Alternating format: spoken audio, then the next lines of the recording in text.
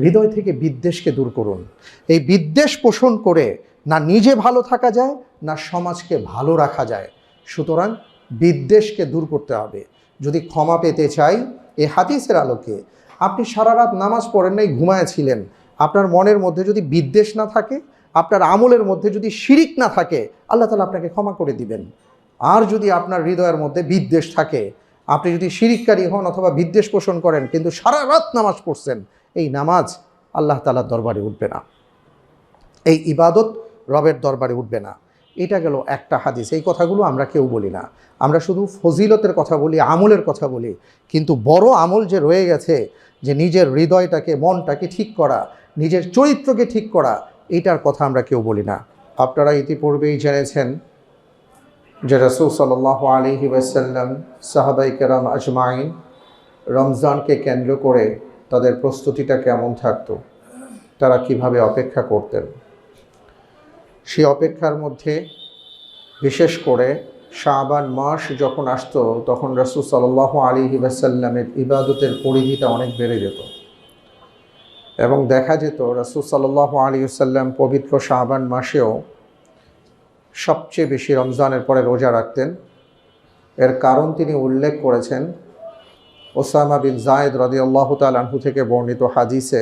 তিনি যখন জিজ্ঞেস করেছেন, ইয়া রাসূলুল্লাহ, আপনি শাবান মাসে এত বেশি রোজা রাখেন কেন, এত বেশি ইবাদত করেন কেন? তিনি জবাবে বলেছিলেন, কারণ অনেক মানুষ আছে যারা রমজানকে কেন্দ্র করে আর রজবকে কেন্দ্র করে সেখানে তাদের দৃষ্টিটা বেশি দিয়ে থাকে, এবং রজব যেহেতু সম্মানিত 4 মাসের 1 মাস, আর রমজান যেহেতু আল্লাহ প্রদত্ত ইবাদতের একটা মৌসুম, তো মানুষের দৃষ্টিভঙ্গি রজবকে কেন্দ্র করে হয়, রমজানকে কেন্দ্র করে হয়, মাঝখানে শাবান মাস হারিয়ে যায়। অথচ আমার উম্মতেরা জানে না যে শাবান মাস হলো এমন মাস যেই মাসে আল্লাহ তাআলার কাছে বান্দাদের আমলনামা উত্থাপন করা হয়।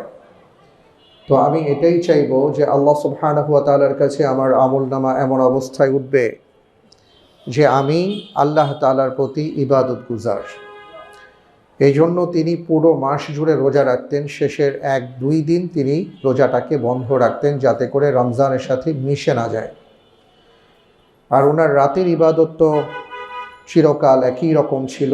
মা আয়েশা রাদিয়াল্লাহু তাআলা আনহা বলেছেন যে রাসূল সাল্লাল্লাহু আলাইহি ওয়াসাল্লাম আজীবন কিয়াম করেছেন, কিয়ামুল লাইল করেছেন। রাতে তিনি 8 রাকাত সালাত আদায় করতেন এবং সেই সাথে বেতেরের সালাত হাদিসের মধ্যে এসছে 9 রাকাত থেকে শুরু করে 1 রাকাত পর্যন্ত আদায় করতেন। এটা সারা জীবনের রাসূল সাল্লাল্লাহু আলাইহি ওয়াসাল্লামের কিয়ামুল লাইল ছিল, রাতের ইবাদত ছিল। তো আমরা যদি এই বিষয়টা দেখি যে আল্লাহর নবী সাল্লাল্লাহু আলাইহি ওয়াসাল্লামের শাবান মাসের ইবাদতটা কেমন ছিল, ইবাদতটা এমন ছিল, রাতের বেলা তিনি কিয়ামুল লাইলে সময় কাটাতেন আর দিনের বেলা তিনি সিয়াম পালন করতেন। এটা ছিল ওনার শাবান মাস সহকারে আজীবনের প্রায় ইবাদত, কিন্তু শাবান মাসে তিনি বেশি রোজা রাখতেন। তো এ প্রসঙ্গে মা আয়েশা রাদিয়াল্লাহু তাআলা আনহা এটাও বলেছেন যে আমি রাসূল সাল্লাল্লাহু আলাইহি ওয়াসাল্লামকে রমজানের পরে শাবানের চাইতে এত বেশি কোনো মাসে রোজা রাখতে দেখিনি। সম্মানিত ভাইরা আমার, সুতরাং সেই হিসাবে আমরা বলতে পারি যে শাবান মাস হলো এমন একটি মাস যেই মাসটি রাসূল সাল্লাল্লাহু আলাইহি ওয়াসাল্লাম এটাও উল্লেখ করেছেন যে এটা আমার মাস। অর্থাৎ তিনি ঘোষণা দিয়েছেন যে এই মাসে আমি বেশি বেশি ইবাদত করি, কোনো উম্মত যদি বেশি ইবাদত করে সেজন্য আমার মতনই কাজ করলো। সুবহানাল্লাহ। তো এই আলোকে আমি আপনাদের কাছে নিবেদন রাখব, আমি আমার নিজেকে নসিহা করব, আল্লাহ তাআলা আমি সহ আমাদের সবাইকে যেন এই মাসে বেশি বেশি ইবাদত করার তৌফিক দান করেন। আমরা সবাই বলি আল্লাহুম্মা আমিন। এবার আসছি আরেকটা বিষয়ে।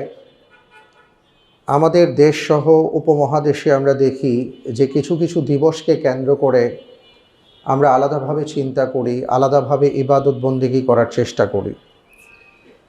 বড় কথা হলো ইবাদত সবসময় আল্লাহ রব্বুল আলামিনের কাছে প্রিয় তার বান্দা যখন ইবাদত হিসেবে কোনো কাজ করবে।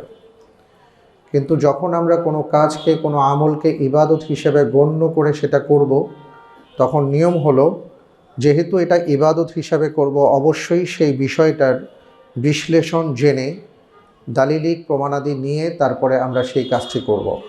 কারণ ইবাদত বলা হয় ওই আমলকে যেই আমল করার ক্ষেত্রে কোরআন এবং সুন্নার দালিলিক পথ পন্থা বাতলে দেওয়া হয়েছে। তা আমরা দেখি যে শাবান মাসে আমাদের দেশসহ ভারত, বাংলাদেশ, পাকিস্তানের মধ্যে লাইলাতুন নিসফি মিন শাবান বা শাবানের মধ্য রজনী একটা বিষয় আছে। আমাদের দেশে যেটাকে আমরা শবে বরাত বলে থাকি। শবে বরাতকে কেন্দ্র করে আমাদের দেশে অনেক ধরনের রেওয়াজ আছে, রসম আছে, আবার অনেক ভালো কাজ আছে। তো এই বিষয়টা আসলে ইসলাম কি বলে এবং দালিলিকভাবে কোরআন এবং সুন্নার আলোকে এই বিষয়টা কেমন, আমরা কিভাবে আমল করতে পারি, সেই প্রসঙ্গে আজকে আমি আপনাদের মাঝে কয়েকটি কথা বলার চেষ্টা করব ইনশাআল্লাহ তাবারাকাল্লাহ। সেটা হলো, প্রথমত যেটা বলবো যে শবে বরাত এই শব্দটি আরবি এবং ফার্সির সংমিশ্রণে হয়েছে। শব মানে রজনী, বরাত মানে ভাগ্য। এটা যুগ যুগ ধরে আমাদের সমাজে চলে আসছে। আমরা মনে করি শবে বরাত মানে ভাগ্য রজনী, আমাদের ভাগ্যের পরিবর্তন হয়ে থাকে এই রাতে। আসলে বিষয়টা তা নয়। শবে বরাত যদি বলতে হয় তাহলে একটা রজনীকে বলতে হবে, সেটা হলো লাইলাতুল কদর। লাইলাতুল কদরই আমাদের জন্য ভাগ্য রজনী। এবং অধিকাংশ সাহাবার যে হাদিসের আলোকে আলোচনা করেছেন, এটাই পরবর্তীতে কোনো না কোনোভাবে দেখা গেছে যে আসলে লাইলাতুল কদর সম্পর্কিত হাদিস ছিল, কিন্তু সেই হাদিস পরবর্তীতে লাইলাতুন নিসফি মিন শাবানের সাথে সম্পৃক্ত করা হয়েছে। তো এই জন্য আমাদের জন্য সবচেয়ে ভালো হবে আমরা বলবো লাইলাতুন নিসফি মিন শাবান, শাবানের মধ্য রজনী। শাবানের মধ্য রজনী সংক্রান্ত বেশ কিছু হাদিস আমরা পাই। আর কি আমরা বলতে আমি স্কলারদের কথা বলছি, যারা হাদিস নিয়ে গবেষণা করেন। মোটামুটি প্রায় 24টা বর্ণনা আছে লাইলাতুন নিসফি মিন শাবানকে কেন্দ্র করে। 24টা বর্ণনা আছে এবং এই বর্ণনাগুলো যখন বিশ্লেষণ করা হয়েছে তখন দেখা গেছে যে এই বর্ণনার মধ্যে অধিকাংশই বা প্রায় সবগুলোই দাইফ বা অতিশয় দুর্বল। কিছু কিছু আছে একেবারে বানোয়াট, সেটা আমরা বাদ দিলাম। কিন্তু এর মধ্যে দুটো হাদিসের আলোচনা করা যেতে পারে, কারণ হাদিসের মুহাক্কিক যারা আছেন তারা একটা হাদিসকে বিশেষ করে সহি বলেছেন, একটা হাদিসকে নানাভাবে বিশ্লেষণ করে ওটাকে সহি বলেছেন। সেই হাদিসটা নিয়ে আমি শেষে আলোচনা করব। আরেকটা হাদিসের ক্ষেত্রে তারা বলেছেন হাসানুল লিগাইরিহি, যে এই হাদিসটা সুন্দর নানা কারণে, এবং এটাকেও কেউ কেউ গ্রহণ করেছেন। 8 জন সাহাবা মিলে সেই হাদিসটা বর্ণনা করেছেন। তাহলে আমরা বলতে পারি যে 24টা হাদিসের মধ্যে মূলত আমাদের আলোচ্য বিষয় হতে পারে 2টা হাদিস।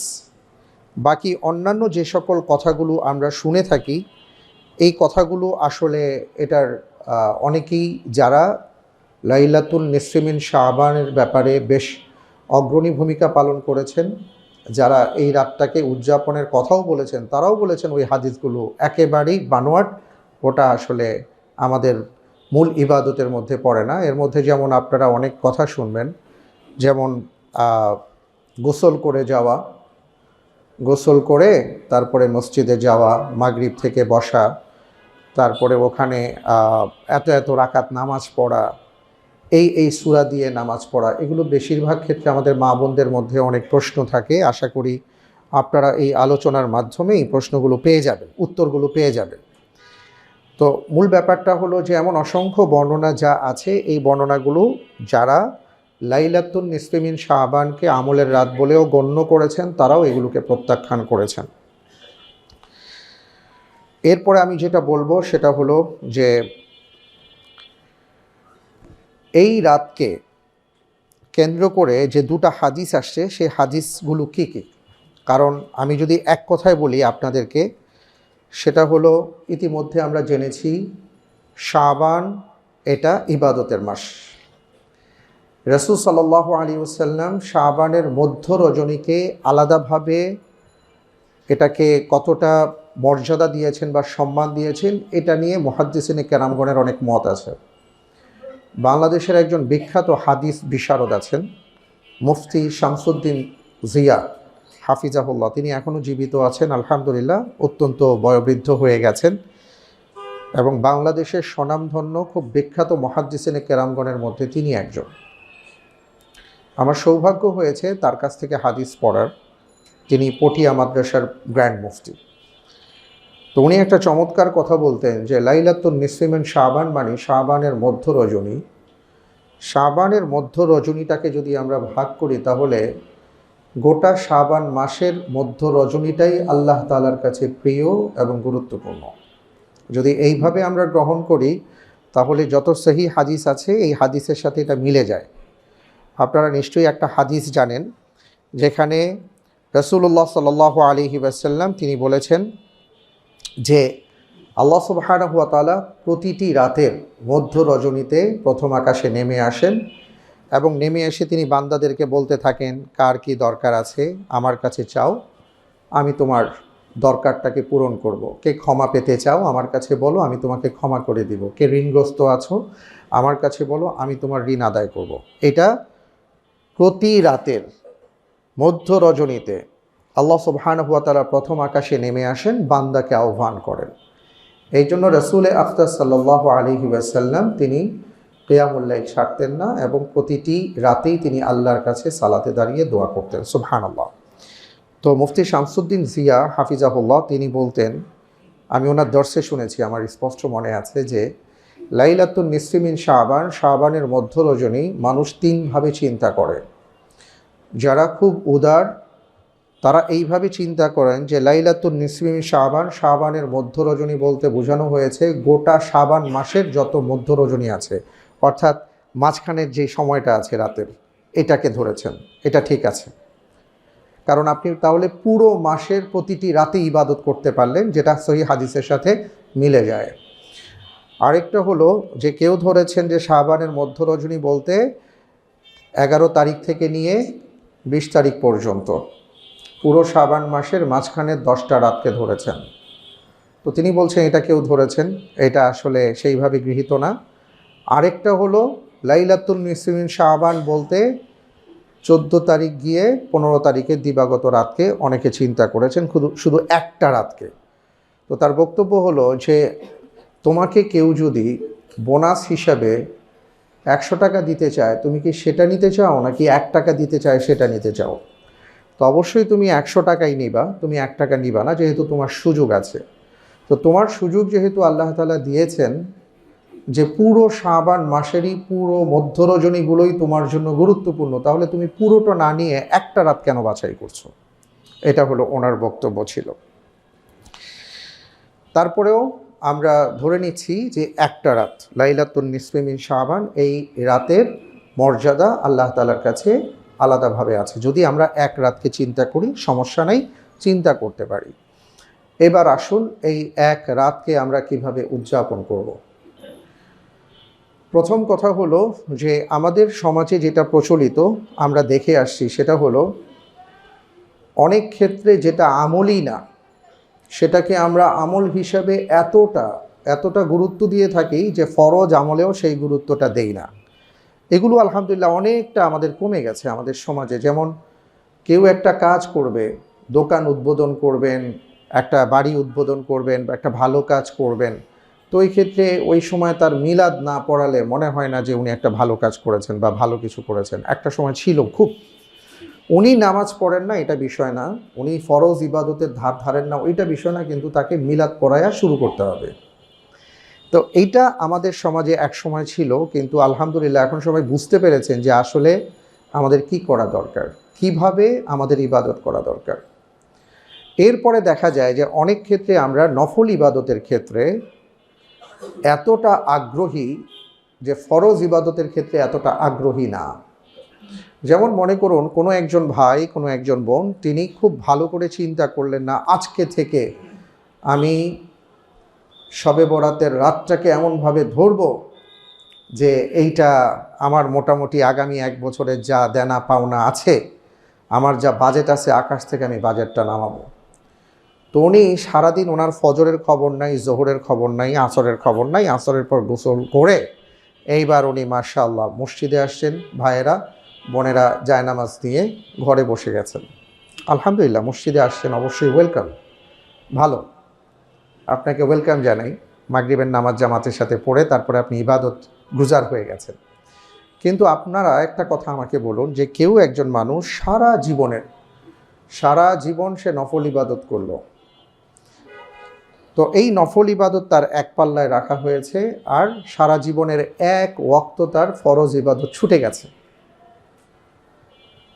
তার সারা জীবনের নফল ইবাদত দিয়ে ওই এক ওয়াক্ত ফরজ ইবাদতের সমপরিমাণ হতে পারবে কি পারবে না? এটা কি সম্ভব? কখনো হবে? হবে না। স্বর্ণের টুকরো, এখন তো আর কি যে একটা অবস্থা তৈরি হয়েছে, প্রতিদিন আমরা দেখি না যে লাগামহীন ঘোড়ার মতন ছুটে চলেছে। তো অনেকে দুষ্টুমি করে লিখে যে আল্লাহ একসাথে 1 কোটি টাকা হয়ে গেলেই ভালো হয়, আর ভাল লাগে না। অনেকে বলতেছে আর বিয়া শাদিই করবো না। অনেকে অনেক দুষ্টুমি করে। তো যেটা বলতে যাচ্ছি যে আপনি মনে করেন আপনার কাছে 11.5 গ্রাম স্বর্ণ আছে, 1 ভরি স্বর্ণের একটা বার আছে। দেখতে কতটুকু? এতটুকু, হ্যাঁ, একটা বিস্কিটের মতন মনে করেন। আরেক জায়গায় মনে করেন আপনি কোনো জায়গা থেকে তুলা আমদানি করছেন, 50,000 টাকার তুলা নিয়ে আসছেন। দেখতে কোনটা বেশি বড়? হ্যাঁ, তুলা বড়, স্বর্ণ একটা বিস্কুট, কিন্তু দাম কোনটার বেশি? স্বর্ণের দাম বেশি। সারা জীবনের নফল ইবাদত হলো তুলার মতন, ফরজ ইবাদত হলো ওই স্বর্ণের বিস্কিটের মতো। ছোট হবে কিন্তু ওজনদার হবে, মূল্যবান হবে। আমি আপনাদেরকে ডিসকারেজ করছি না, নফল ইবাদত করবেন না এটা বলছি না, কিন্তু আমি যেটা বলছি অবশ্যই নফল ইবাদত করবেন। নফল ইবাদতের ক্ষেত্রে অবশ্যই আপনি গুরুত্ব প্রদান করবেন, কিন্তু এর চেয়ে 100 কোটি গুণ বেশি গুরুত্ব দিতে হবে ফরজ ইবাদতকে। আপনি যদি মনে করে থাকেন যে সারা রাত নফল ইবাদত করব আর সব আল্লাহ তাআলা আমার গুনাহ খাতা মাফ করে দিবেন, অথচ ফরজ ইবাদত করলেন না, আপনার এই নফল ইবাদতের কোনো মূল্য আল্লাহ রাব্বুল আলামিনের কাছে নাই। সহজ কথা। ওমর বিন খাত্তাব রাদিয়াল্লাহু তাআলা আনহুর সময়ে ফজরের ওয়াক্তে ফরজ সালাতের শেষে ওমর বিন খাত্তাব রাদিয়াল্লাহু তাআলা আনহু দেখলেন ফজরের সালাতে কারা কারা আসছেন। একজনকে পেলেন না, উনি জিজ্ঞেস করলেন সে কোথায়? বলা হলো আসেনি। তিনি খবর নিলেন, তিনি নিজে চলে গেলেন। কী ব্যাপার, রাতে আসে নাই, ফজরে দেখলাম না। ঘর থেকে বলা হলো যে উনি সারা রাত নফল ইবাদত করেছেন, কিয়ামুল লাইলে ছিলেন, ফজরের আগে ঘুমিয়ে পড়েছিলেন, এই জন্য ফজরের সালাতটা তিনি আদায় করতে পারেননি মসজিদে গিয়ে। ওমর বিন খাত্তাব রাদিয়াল্লাহু তাআলা আনহু আফসোস করে বললেন, সে যদি সারা রাত ঘুমিয়ে ফজরের সালাতটা জামাতের সাথে আদায় করত, এটাই তার জন্য কল্যাণের ছিল। সম্মানিত ভাইয়েরা আমার, এই কথাগুলো আমি এই জন্য বলছি যে নফল ইবাদতটাকে এমনভাবে আমাদের সামনে উপস্থাপন করা হয়ে থাকে। আপনারা সেই দিন পত্রপত্রিকায় দেখবেন, মিডিয়াতে দেখবেন মারাত্মকভাবে, এবং আমাদের কাছে তখন মনে হয় যে ফরজ ইবাদতের চাইতে আমার নফল ইবাদত, শবে বরাতের নামাজ, শবে বরাতের রাত, এটা বেশি গুরুত্বপূর্ণ। কিন্তু আসলে বিষয়টা তা নয়। আপনাদেরকে এই জন্য বলছি, এটা বলা আমার দায়িত্ব, আপনাদেরকে আমার সতর্ক করতে হবে। আপনি অবশ্যই ওই রাতে আপনি ইবাদত করবেন না তা না, করেন, কিন্তু আগে দেখেন আপনার ফরজ ইবাদতগুলো ঠিক আছে কিনা। আপনার যদি ফরজ ইবাদত ঠিক থাকে, ওই রাত না, পুরো মাসের রাতগুলোই আপনার জন্য শবে বরাতের রাত, পুরো মাসের রাতগুলোই আপনার জন্য কল্যাণের রাত। কিন্তু ফরজ ইবাদত যদি ঠিক থাকে তাহলে, কারণ কিয়ামতের ময়দানে আমি আপনি যখন আল্লাহর দরবারে দাঁড়াবো আর আমার ইবাদত নিয়ে যখন আমি কথা বলবো, আল্লাহ তাআলা দেখবেন যে এই বান্দা ইবাদত করার চেষ্টা করেছে ফরজ, কিন্তু ঘাটতি আছে। আমরা 100 মার্কের পরীক্ষা দিতে গেলে সবাই তো আর 100 মার্ক পাই না, 33ও পাই, হ্যাঁ, অনেক সময় 32 পাই। পরীক্ষার হলে দেখা যায় না যে স্যার তখন খুঁজে যে ওরে আর একটা মার্ক কীভাবে বাড়ানো যায়, খাতা খুব দেখে কিছু লিখছে ঠিকছে কিনা। এই জন্য ছোটোবেলায় আমরা শুনতাম, আমাদেরকে বলা হতো পারো আর না পারো লিখতে থাকবা, অন্তত পক্ষে আমাদের পরীক্ষক যেন খাতা দেখে বলে না ও তো লেখার চেষ্টা করছে, ঠিক আছে 1 নাম্বার দিয়ে দিলাম। তো কিয়ামতের ময়দানে আমরা এইভাবে কিছু নাম্বার পাবো। হ্যাঁ, বলা হবে হালমিন তাতাওয়্য, তার অতিরিক্ত কোনো নফল ইবাদত আছে কি না। যদি আপনার আমার ফরজ ইবাদত ঠিক থাকে, তাহলেই এই কথা বলা হবে হাল মিন তাতাও, তার অতিরিক্ত কোনো নফল ইবাদত আছে কিনা। যদি দেখে যে হ্যাঁ আপনি নফল ইবাদত করেছেন, নফল সালাত আদায় করেছেন, নফল সিয়াম রেখেছেন, তখন আপনার আমার ফরজের ঘাটতিগুলো ওই ইবাদত দিয়ে কিছুটা পূর্ণ করা হবে, আল্লাহ তাআলা তাকে মাফ করে দিবেন। কিন্তু আপনার ফরজ ইবাদতের খবর নাই, নফল দিয়ে আপনি তুলার গাছ বুনছেন, আপনার এই তুলা কোনো কাজে আসবে না যদি আপনার নফল ইবাদতের সাথে ফরজ ইবাদত আগে না থাকে। এই জন্য রব্বুল আলামিনের কাছে আমরা দোয়া করব, আল্লাহ তাআলা যেন আমাদের সবাইকে জীবনের যত ফরজিয়াত আছে, ফরজ ইবাদতগুলো আছে, তা যেন কখনো ছুটে না যায়, তা যেন আমরা অতীব গুরুত্ব দিয়ে আদায় করতে পারি। আল্লাহ তাআলা সেই তৌফিক আমাদেরকে দান করুন। আপনারা হয়তো অনেকেই জানেন, আমাদের মসজিদে কিন্তু ফরজে আইন কোর্স চলে, জানেন তো আপনারা সবাই? আলহামদুলিল্লাহ, অনেক ভাইরা আছেন এই ফরজে আইন কোর্সে তারা অন্তর্ভুক্ত হয়েছেন, নিয়মিত ক্লাস করছেন, যদিও সংখ্যায় খুব বেশি না। তো আলহামদুলিল্লাহ, এটাও ভালো। সংখ্যায় বেশি না মানে হলো, সংখ্যা বেশি হলে বুঝতাম যে বেশি মানুষ কি কি আমাদের উপর ফরজ এটা জানেন না। তো সংখ্যায় কম হওয়া মানে হলো যে অধিকাংশ আমার মুসল্লি ভাইরা জানেন যে আমাদের উপর কি কি ফরজ করা হয়েছে, সুতরাং ওই ক্লাস না করলেও চলবে। এতে আমি খুব আনন্দিত, খুব খুশি, আলহামদুলিল্লাহ। এখন যেহেতু আমরা জানি যে আমাদের উপর আল্লাহ কি কি ফরজ করেছেন, এটার উপর থাকতে পারলেই ভালো। আল্লাহ তাআলা আমাদের সেই তৌফিক দান করুন, আমিন। এবার যে কথাটা বলবো সেটা হলো যে আপনার কি করণীয়। এই যে লাইলাতুন নিসফি মিন শাবানি কেবল আপনি রাতের নামাজ পড়বেন না ভাইয়া, এখন থেকে দিনে রোজা রাখেন, এখন থেকে রাতে 2 রাকাত 4 রাকাত 6 রাকাত 8 রাকাত করে পড়েন, অভ্যাস করেন। আপনি যদি মনে করেন যে সব ঠিক আছে, একেবারে যেই দিন রমজানের চাঁদ উঠবে সেই দিন থেকে আমি পুরো মাত্রায় খেলোয়াড়, নেমে যাব ময়দানে। দেখেন, যে একটা ছোট্ট বলকে লাথি মারে 90 মিনিট খেলার আগে সেও 6 মাস বাইরে গিয়ে প্র্যাকটিস করে, তারপরে মাঠে এসে 90 মিনিট খেলে। হুট করে তাকে দাঁড় করাইলেই সে খেলতে পারে না। আমাদের যুদ্ধ হয়েছে 54 বছর আগে, আবার কবে যুদ্ধ হবে জানি না। তাই বলে যদি আমাদের সেনাবাহিনী প্রতিদিন ঘুমায় আর খায় আর চিন্তা করে ব্যবসা বাণিজ্য নিয়ে ভালো আছে, এইটাই ঠিক আছে, আর কিছু করার দরকার নাই, কিসের ঘোড়ার ডিম যুদ্ধ টুদ্ধ, কবে যুদ্ধ হবে, 54 বছর চলে গেছে, যুদ্ধ নাই, এই জন্য তারা বসে থাকে নাকি? প্রতিদিন তাদের সকালে উঠতে হয়, তাদের ব্যায়াম করতে হয়, প্র্যাকটিস করতে হয়, অস্ত্র চালাতে হয়, সব কিছু করতে হয়। কেন? সময় মতন যেন উনি সময়টাকে কাজে লাগাতে পারেন। আমরা যারা মনে করছি রমজানের চাঁদ উদিত হওয়ার সাথে সাথে একেবারে ভালো মানুষ হয়ে যাব, আর কিছুর দরকার নাই, সেই দিন থেকে অন্য মানুষ, আপনি ভুল করছেন। আপনি যদি এখন থেকে আপনি ময়দানে না নামেন, ইবাদতের ময়দানে যদি নামতে না পারেন, এখন থেকে যদি কোরআন পড়ার অভ্যাস না হয়, এখন থেকে যদি সিয়াম পালনের অভ্যাস না হয়, এখন থেকে যদি কিয়ামুল লাইলের অভ্যাস না হয়, এখন থেকে যদি দান সাদাকার অভ্যাস না হয়, এখন থেকে যদি নিজেকে সংবরণ করতে না পারেন, আপনার জবান ঠিক না থাকে, তাহলে ওই রমজানের চাঁদ উদিত হলে বলবেন কি জানেন, আজকে তো মাত্র চাঁদ উঠছে, আরও 2-4 দিন যাক, আগামীকাল থেকে ভালো হয়ে যাব। কাউকে কাউকে পাওয়া যাবে খুব জজবার ধাক্কায়, ওই যে এমন আছে না যে আসো দৌড় প্রতিযোগিতায় নামি, তো দৌড়ে এখান থেকে মনে করেন 100 মিটার দৌড় উনি দেবেন, কিন্তু ওনার আগের থেকে প্র্যাকটিস নাই, তো উনি দিছেন খিচা দৌড়, তো দৌড় দেওয়ার পরে 10 মিটার যাওয়ার পরে উনি হাঁপায় ওইখানে পড়ে গেছেন, কারণ প্র্যাকটিস নাই। তো এমন হাঁপানো মুসল্লি আমাদের কিছু আছে। যেদিন থেকে তারাবি শুরু হবে আমরা দেখব যে 6 তারাবি, 3 তারাবি, 4 তারাবি পর্যন্ত এমন হাঁপানো মুসল্লি পাবো আমরা। মসজিদে জায়গা নাই, মাশাআল্লাহ আমাদের নিয়মিত যারা মুসল্লি আছেন ওনারাও জায়গা পাবেন না, ওনাদেরকে ঠেলা ধাক্কা দিয়া একরকম মুসল্লি আমাদের এখানে ভরপুর হবে। 6 দিন পরে এই অতিথি পাখিদেরকে আমরা আর খুঁজে পাবো না, ওনারা হাঁপায়ে গেছেন, কারণ ওনাদের তো ওই প্র্যাকটিসটা ছিল না, এই জন্য হাঁপিয়ে গেছেন। হাঁপাতে হাঁপাতে হাঁপাতে হাঁপাতে হঠাৎ করে তার মনে হবে সর্বনাশ, রমজান তো শেষ, তাড়াতাড়ি গিয়ে আবার 25-26 রোজায় আবার এখানে ভরপুর হবেন। 27 রোজার পরে মনে হবে অনেক কিছু করে ফেলছি, আর দরকার নেই, এখন মার্কেটিং করা দরকার। ওনার তারাবি শেষ, ওনার মার্কেটিং শপিং করতে গিয়ে রোজা শেষ, উনি এখন ঈদ নিয়ে খুব ব্যস্ত, অথচ রমজান চলে যায় তার খবর নাই।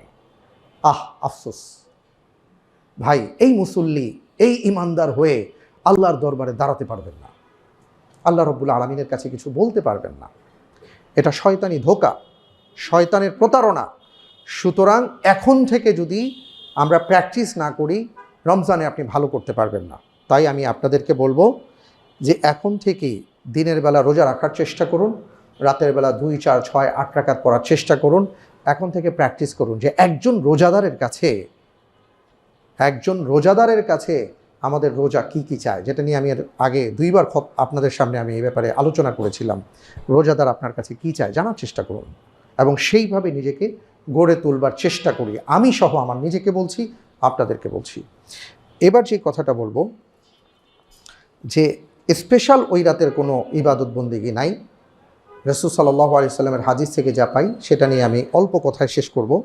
এর আগে শুধু বলি, মা বোনেরা, হালুয়া রুটির ধারের কাছে যায়েন না। এই হালুয়া রুটি এসে এই খাওয়া দাওয়া নিয়ে ইসলামে এমন আলোচনা কোথাও নাই, কিন্তু আমরা শয়তান আমাদেরকে এমনভাবে ধোকায় ফেলে দিয়েছে, কিছু হইলেই খালি খাওয়া দাওয়া। রমজান মাস নাকি খাওয়ার মাস, হ্যাঁ, কোনো হিসাব হয় না। আমরা জেনেছি, আমাদেরকে বলা হয়েছে রমজানের কোনো হিসাব নাই, যা খুশি তাই খাও। তো এই জন্য দেখা যায় যে এমন অনেকেই আছেন রমজানের বাইরে যত না খান, রমজানে বরকত হিসাবে এত খাওয়া খান, তো পরে সারাদিন তার ওই পেট নিয়ে পড়ে থাকতে হয়। অথচ রমজান তো খাওয়ার মাস না, রমজান তো ভোগের মাস না, রমজান তো ত্যাগের মাস। অথচ আমরা ভোগ করে রমজানকে অন্যরকমভাবে নিয়ে গেছি। আমাদের মা বোনদের কাছে রমজানকে উপস্থাপন করা হয়েছে কত সুন্দরভাবে, কত আইটেমে। আপনি ইফতার আর সাহারি রান্না করবেন, এই বেচারিরা রান্নাঘরে ঢুকে সারাদিন রান্নাঘরেই তাদের সময় চলে যায়। না পারেন দোয়া করতে, না পারেন কিয়ামুল লাইল পড়তে। আর আমরা গরম গরম ভাত না হলে আমাদের সাহারি হয় না, গরম গরম ওই যে পিয়াজু টিয়াজু হাবিজাবি না হলে আমাদের ইফতার হয় না। এগুলো আমাদের বাদ দিতে হবে। ঠিক এমনি করে এই লাইলাতুন নিসফি মিন শাবানকে কেন্দ্র করে আমরা বানাইছি কি, হালুয়া রুটি বানাইতে হবে, একজনের বাসায় আরেকজন পাঠাইতে হবে। কেন হালুয়া রুটি খাই?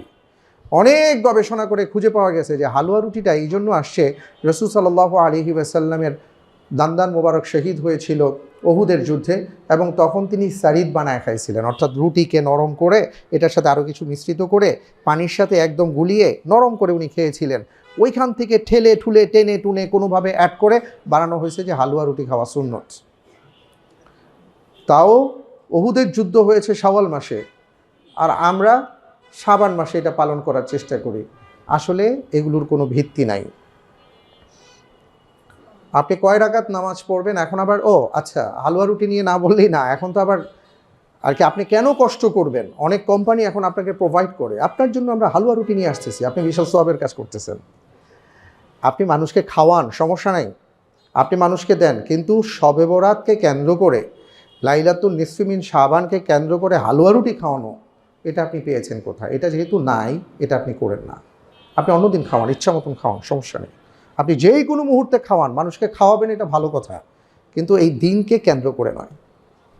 আশা করি বুঝতে পেরেছেন। এবং অনেকে অনেক রকম রুটি বানায়, কচ্ছপ বানায়, এটা বানায়, ঢাকা পুরান ঢাকাতে দেখা যায়।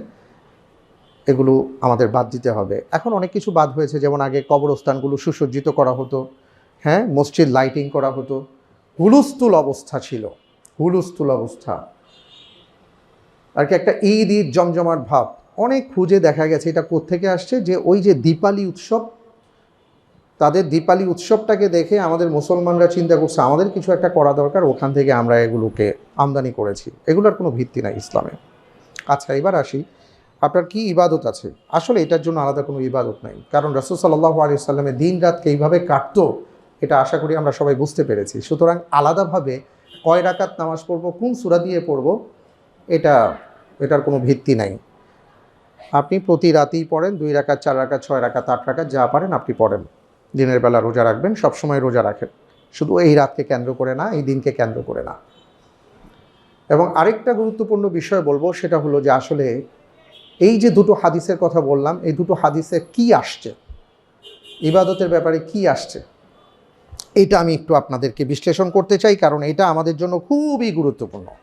এই কথা আমরা কেউ বলি না, এই নির্যাসটা আমাদের নেওয়া দরকার, কারণ এই নির্যাসটা নিলে আশা করি আমরা বুঝতে পারবো। একটা হাদিসের কথা বলি, যে হাদিসটা নিয়ে অসংখ্য আর কি মুফাসসিরিনে কেরামগণ তারা অনেক গবেষণা করে বলেছেন এই একটা হাদিস এটা সহি হওয়ার কাছাকাছি বা সহি। সেটা কি? ইন্নাল্লাহা লা ইয়াত্তালিউ ফি লাইলাতি নিসফি মিন শাবান ফায়াগফিরু লিজামিই খালকিহি ইল্লা লিমুশরিকিন আও মুশাহিন। যে আল্লাহ সুবহানাহু ওয়া তাআলা লাইলাতুন নিসফি মিন শাবানে বান্দার দিকে রহমতের দৃষ্টিতে তাকান এবং তিনি তার বান্দাদের সৃষ্টি জগতের সবাইকে ক্ষমা করে দেন দুই শ্রেণী ছাড়া। কয় শ্রেণী ছাড়া? দুই শ্রেণী ছাড়া। খুব খেয়াল করি। এক নম্বর হলো মুশরিক, যারা আল্লাহর সাথে নানাভাবে শরীকে লিপ্ত আছে। মুশরিকদের ব্যাপারে তো অসংখ্য আয়াত আছে, আমরা জানি ওমাই ইউশরিক বিল্লাহি ফাকাদ হারামাল্লাহু আলাইহিল জান্নাহ, যে কোনো না কোনোভাবে শিরিক করবে, শিরিকে লিপ্ত হবে, তার জন্য আল্লাহ জান্নাতকে হারাম করে দিয়েছেন। ইন্নাশ শিরকা লাযুলমুন আযীম, এবং শিরিক মহাপাপ। এ ব্যাপারে অনেক আলোচনা হয়েছে আমাদের, আজকে সেদিকে যাব না। একটা হলো কেউ যদি কোনোভাবে জীবনের কোনো ক্ষেত্রে শিরিকের সাথে যুক্ত হয়, লিপ্ত হয়, তাহলে সে ক্ষমা পাবে না। দুই নম্বর ব্যাপারটা হলো আও মুশাহিন। মুশাহিন মানে কি? মুশাহিন মানে যার মনের মধ্যে বিদ্বেষ কাজ করে। আপনি আরেকজনের ব্যাপারে বিদ্বেষ পোষণ করেন, আমি আরেকজনের ব্যাপারে বিদ্বেষ পোষণ করি, আমার মনটা বিষিয়ে আছে অন্য কারো ব্যাপারে। আমরা কখনো ভাই ভাই হতে পারি না, আমরা কখনো আরেকজনকে আলিঙ্গন করতে পারি না, ভালোবাসার চাদর বিছিয়ে দিতে পারি না। আজকে বর্তমান সময়ে বিদ্বেষ তো এমন জায়গায় গিয়ে পৌঁছেছে যে ভাই ভাই থেকে শুরু করে নিয়ে আমাদের এলাকার সর্বত্র আজকে বিদ্বেষে পূর্ণ হয়ে গেছে। আর এখন তো বিদ্বেষের পরিপূর্ণ ছড়াছড়ি আমরা দেখতে পাচ্ছি। নির্বাচনকে কেন্দ্র করে একজন আরেকজনকে যেভাবে বিদ্বেষ নিয়ে কথা বলেন, একজন আরেকজনের ব্যাপারে যেভাবে বিদ্বেষ পোষণ করেন, এই বিদ্বেষ নিয়ে আপনি কি আল্লাহর পক্ষ থেকে রহমত পাবেন মনে হয়? সারা রাত নামাজ পড়লে কোনো কাজ হবে না। হৃদয়কে পরিষ্কার করতে হবে, মন থেকে বিদ্বেষকে দূর করতে হবে। সম্মানিত ভাইয়েরা আমার, আমি স্পষ্ট একটা কথা বলি, আপনি যেই দল করেন সেটা আপনার ব্যক্তিগত ব্যাপার, কিন্তু একজন মানুষকে যখন আপনি বিবেচনা করবেন, আগে বিবেচনা করবেন তিনি আমার মুসলিম ভাই। আমি মারা গেলে আমার জানাজার খাটটা সে ধরবেন, আমি মারা গেলে তিনি আমার জানাজার সালাতে অংশগ্রহণ করবেন। উনি আমি একসাথে নামাজ পড়ি, ওনার পায়ের সাথে আমার পা মিলে যায়, ওনার কাঁধের সাথে আমার কাঁধ মিলে যায়। উনি হয়তো একটা দল করেন, আমি আরেকটা দল করি। এটা চিন্তা করতে না পারলে, যদি এই চিন্তা করি যে ও আচ্ছা সে তো সেই দল, আমি তো ওই দল, সে তো আমার দলের না, সুতরাং তার প্রতি আমার একটা বিদ্বেষ কাজ করছে, আপনি মুমিন হতে পারেন নাই। আপনি ওই দলের ভালো কর্মী হতে পেরেছেন, কিন্তু আল্লাহর দলের কর্মী হতে পারেন নাই। আমরা কি বুঝতে পেরেছি? হৃদয় থেকে বিদ্বেষকে দূর করুন। এই বিদ্বেষ পোষণ করে না নিজে ভালো থাকা যায়, না সমাজকে ভালো রাখা যায়। সুতরাং বিদ্বেষকে দূর করতে হবে। যদি ক্ষমা পেতে চাই, এই হাদিসের আলোকে, আপনি সারা রাত নামাজ পড়েন নাই, ঘুমায়েছিলেন, আপনার মনের মধ্যে যদি বিদ্বেষ না থাকে, আপনার আমলের মধ্যে যদি শিরিক না থাকে, আল্লাহ তাআলা আপনাকে ক্ষমা করে দিবেন।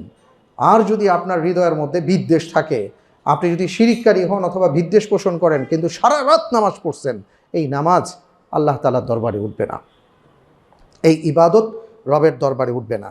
এটা গেল একটা হাদিস। এই কথাগুলো আমরা কেউ বলি না, আমরা শুধু ফজিলতের কথা বলি, আমলের কথা বলি, কিন্তু বড় আমল যে রয়ে গেছে, যে নিজের হৃদয়টাকে, মনটাকে ঠিক করা, নিজের চরিত্রকে ঠিক করা, এইটার কথা আমরা কেউ বলি না।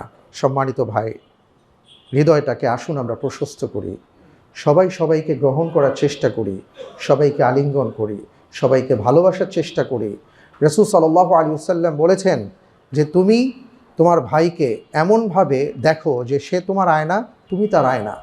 আল্লাহ সুবহানাহু ওয়া তাআলা বলেছেন ইন্নামাল মুমিনুনা ইখওয়া ফাআসলিহু বাইনা আখাওয়াইকুম, যে তোমরা পরস্পরে ভাই ভাই, সুতরাং সেইভাবে তোমরা থাকো। আমরা আজকে কি করছি? আমরা ইলেকশনকে কেন্দ্র করে, রাজনীতিকে কেন্দ্র করে আমার ভাইকে আমি দূরে সরিয়ে দিচ্ছি, আমার মুসল্লিকে দূরে সরিয়ে দিচ্ছি। এক মসজিদের মুসল্লি আমরা একে অপরকে ভিন্ন চোখে দেখছি। ভাই, এটা তো ভালো কথা না। এগুলো আসুন আমরা দূর করি। আল্লাহ তাআলা আমাদেরকে সেই তৌফিক দান করুন, আল্লাহুম্মা আমিন। এছাড়াও হাদিসের মধ্যে আরও 5টি বিষয় আসছে। একটা হলো ওই যে বলছিলাম যে 5 জন সাহাবা মিলে একটা হাদিস বর্ণনা করেছেন, যেটা হাসান লিগাইরিহি, যে হাদিসটার ক্ষেত্রে অনেকে বলেছেন এটাও গ্রহণযোগ্য হাদিস। তো সেই হাদিসে কি আসছে? ওই হাদিসও আলাদা কোনো আমলের কথা আসে নাই, কিন্তু 5টা বিষয়ের কথা আসছে, যে ওই 5টা দোষ যদি কারো মধ্যে থাকে, আল্লাহ তাআলা তাকে মাফ করবেন না। সেই 5টা দোষ কি? এখানে তো 2টা পেলাম, একটা মুশরিক আর একটা বিদ্বেষ পোষণকারী। এখানে 3 নম্বর হলো কাতিলা নাফসিন, কেউ যদি কাউকে অন্যায়ভাবে হত্যা করে, কেউ কাউকে অন্যায়ভাবে হত্যা করেছে, আল্লাহ তাআলা তাকে ক্ষমা করবেন না। খুনিকে আল্লাহ রাব্বুল আলামিন ক্ষমা করবেন না। কোনো খুনিকে বা খুনিদের দোসর এদেরকে আল্লাহ তাআলা ক্ষমা করবেন না। 4 নাম্বার হলো কাতিআ রাহমিন, যে সম্পর্ক ছিন্ন করে, আত্মীয়তার বন্ধন রক্ষা করে না, যে আত্মীয়তার সম্পর্ক স্থাপন করে না বরং ছিন্ন করে চলে, যে কেবল তার নিজের কথাই চিন্তা করে, তাকেও আল্লাহ ক্ষমা করবেন না। এবার আসেন আমরা নিজেদের দিকে তাকাই, আমরা কারা, আমাদের চরিত্র কি, আমি আমার আত্মীয়তার বন্ধন কতটা রক্ষা করেছি, আমার স্বার্থে আমি অন্য আত্মীয়দের সাথে কতটা সম্পর্ক বজায় রেখেছি বা ছিন্ন করেছি। আসুন আমরা নিজেরাই বিবেচনা করি, কাউকে বলার দরকার নাই। যদি ভুল হয়ে থাকে আসুন আমরা আল্লাহর কাছে ইস্তেগফার করি, সম্পর্ক রক্ষা করি। আত্মীয়তার বন্ধন রক্ষা করা এটা যে কতটা গুরুত্বপূর্ণ, রাসূল সাল্লাল্লাহু আলাইহি ওয়াসাল্লাম বলেছেন, কেউ যদি চায় তার হায়াতের মধ্যে বারাকা হোক এবং তার রিজিকের মধ্যে বারাকা হোক, তাহলে সে যেন আত্মীয়তার বন্ধন রক্ষা করে। সুবহানাল্লাহ। এমন অনেক আমরা ইবাদত গুজার ভাইদেরকে বোনদেরকে দেখি, খুব নামাজ পড়েন, খুব ইবাদত বন্দিগি করেন, কিন্তু আত্মীয়দের খোঁজ খবর রাখেন না। ভাইয়েরা আমার, আল্লাহর কাছে আপনি দাঁড়াতে পারবেন না। এরপরে রাসূল সাল্লাল্লাহু আলাইহি ওয়াসাল্লাম বলেছেন আকুল ওয়ালিদাইন। অনেক ছেলেরা আছে, অনেক মেয়েরা আছে খুব ইবাদত গুজার, কিন্তু মা বাবার কথা শুনে না, মা বাবার সাথে বেয়াদবি করেছে, মা বাবার অবাধ্য সন্তান, সারা রাত জায়নামাজ নিয়ে বসে আছে, কোনো লাভ নাই। আগে মা বাবার কাছে ক্ষমা চাও, মা বাবার পা ধরে ক্ষমা চাও, তাদেরকে সন্তুষ্ট করো। রিদার রব রিদাল ওয়ালিদাইন। ইসলাম এমন জীবন বিধান, যে জীবন বিধান আমাদের সবাইকে একটা সাম্য, একটা ইনসাফপূর্ণ জীবন বিধান দিয়েছে। আল্লাহর রাসূল সাল্লাল্লাহু আলাইহি ওয়াসাল্লাম বলেছেন, তুমি যদি তোমার রবকে সন্তুষ্ট করতে চাও, তাহলে তোমার মা বাবার সন্তুষ্টির মধ্যেই তোমার রবের সন্তুষ্টি আছে। আজকে কত না সন্তান নিজেদেরকে অনেক বড় ভাবে, অনেক কিছু ভাবে, কিন্তু তার ঘরে তার মা তার বাবা নিগৃহীত, তাদেরকে অপমান সইতে হয়, লাঞ্ছনা সইতে হয়, নিগৃহ সইতে হয়, তাদেরকে একভাবে ফেলে রাখা হয়, আর সে অনেক বড় হয়ে গেছে। আমি বলবো, তুমি নিজেকে যত বড়ই ভাবো না কেন, তুমি কিছুই হও নাই। যেই কোনো মুহূর্তে আল্লাহ তাআলা ধপাস করে তোমাকে ফেলে দেবেন। সাথে সাথে মা বাবার কাছে যাও, ক্ষমা চাও, ক্ষমা প্রার্থনা করো, মা বাবার খিদমত করো, তাহলে আল্লাহ তাআলা তোমাকে ক্ষমা করবেন। মা বাবাকে কষ্ট দিয়ে আল্লাহর কাছে দোয়া করলে এই দোয়া কবুল হবে না। সম্মানিত ভাই আমার, লাইলাতুন নিসফি মিন শাবানের এই হাদিসের মধ্যে এই ব্যাপারটা আসছে। আরেকটা ব্যাপার হলো মুদমিনু খামরিন, নেশা করে, নেশার সাথে সম্পৃক্ত থাকে, নেশাজাত দ্রব্য সমাজে ছড়িয়ে যাক এটা নিয়ে যারা কাজ করে, মানুষের মাঝে খারাপ খাদ্য, মানুষের শরীরের জন্য খারাপ, মানুষের স্বাস্থ্যের জন্য যেটা অশনি সংকেত, এবং সেই সাথে নেশাজাত দ্রব্য নিয়ে যারা কাজ করে, যারা সরবরাহ করে, যারা পান করে, এই সব এর অন্তর্ভুক্ত। আল্লাহ তাআলা তাদেরকেও ক্ষমা করবেন না। তাহলে কি দাঁড়ালো? এটাই দাঁড়ালো লাইলাতুন নিসফি মিন শাবানের যে দুটো গুরুত্বপূর্ণ হাদিসের কথা বললাম, যে দুটো হাদিস নিয়ে মুহাদ্দিসিনে কেরামগণ বলেছেন এই দুটো হাদিস, একটা হাদিস সহি আর একটা হাদিস সব মিলিয়ে সহি ধরা হয়। এটার মধ্যে স্পেশাল কোনো ইবাদতের কথা উল্লেখ করা হয় নাই, কিন্তু 7টা বিষয় আসছে, যে 7টা বিষয় আপনাকে আমাকে ওই 7টা বিষয়ের ব্যাপারে সতর্ক থাকতে হবে এবং আমাদের নিজেদেরকে তৈরি করতে হবে। সেই 7টা বিষয়ের 1 নম্বর হলো শিরিক করা যাবে না, 2 নম্বর হলো বিদ্বেষ পোষণ করা যাবে না, 3 নম্বর হলো খুনি হওয়া যাবে না বা খুনিদের দোসর হওয়া যাবে না, 4 নম্বর হলো আত্মীয়তার বন্ধন ছিন্নকারী হওয়া যাবে না, 5 নম্বর হলো মা বাবার অবাধ্যকারী সন্তান হওয়া যাবে না, 6 নম্বর হচ্ছে মুদমিনু খামরিন, নেশার সাথে সম্পৃক্ত থাকা যাবে না। তো এই 6টা বিষয়, এখানে 6টা বিষয় আসছে, এই 6টা বিষয়কে যদি আমরা সতর্কতার সাথে অবলম্বন করে যেভাবে আল্লাহ তাআলা নির্দেশ দিয়েছেন সেভাবে চলতে পারি, আপনি ঘুমিয়ে থাকলেও সওয়াব পাবেন, মাগফিরাত পাবেন। আর যদি আপনি আমি এই ব্যাপারে সতর্ক না থেকে ওই মাগরিবের সময় আপনি ঢুকেছেন আর ফজরের সময় বের হয়ে ভাবছেন অনেক কিছু করে ফেলেছেন, আপনার কিছুই হয় নাই। পরিশেষে যেই কথাটি বলতে চাই সম্মানিত ভাই এবং বোন আপনাদেরকে, এই যে রমাদান আমাদের সামনে আসছে, শাবান মাস আমাদের ইবাদতের প্র্যাকটিসের মাস, এই সময়টাকে আমরা যেন হেলাফেলা না করি। কারণ আমরা জানি না আমাদের কার জীবনের শেষ রমাদান হতে চলেছে। আমরা জানি না আমাদের কার জীবনের শ্রেষ্ঠ রমাদান এই সামনে অত্যাসন্ন, এরপরে আর জীবনে কোনো দিন পাবো না। আমরা জানি না যে এরপরে হয়তো কেউ অসুস্থ হয়ে যাব, আর কোনো দিন রমজানের ইবাদত আমরা করতে পারবো না, বা এইভাবে শাবান মাস পাবো না। সুতরাং যেই সুযোগ আল্লাহ তাআলা আপনাকে আমাকে দান করেছেন, আসুন সেই সুযোগটাকে আমরা কাজে লাগাই। আমি যে কথাগুলো বললাম কোরআন এবং সুন্নাহর আলোকে, আমার কথায় যদি কেউ কোনো কষ্ট পেয়ে থাকেন, আল্লাহর ওয়াস্তে আমাকে ক্ষমা করবেন। আমি কোরআন এবং সুন্নাহর আলোকে যা পেয়েছি সেটাই আমি আপনাদেরকে জানিয়েছি, কারণ আমি যা পাবো সেটাই তো আপনাদেরকে বলবো। আল্লাহ সুবহানাহু ওয়া তাআলা বলেছেন, ইয়া আইয়ুহার রাসূল বাল্লিগ মা উনজিলা ইলাইকা মির রাব্বিক ওয়া ইল্লাম তাফআল ফামা বাল্লাগতা রিসালাতা। হে আল্লাহর নবী, আপনার উপর যা নাজিল করা হয়েছে, আপনি যা জেনেছেন তা আপনি মানুষকে জানিয়ে দেন, এটা আপনার দায়িত্ব। আপনি যদি সেটা না করেন তাহলে আপনি আপনার দায়িত্ব পালন করলেন না।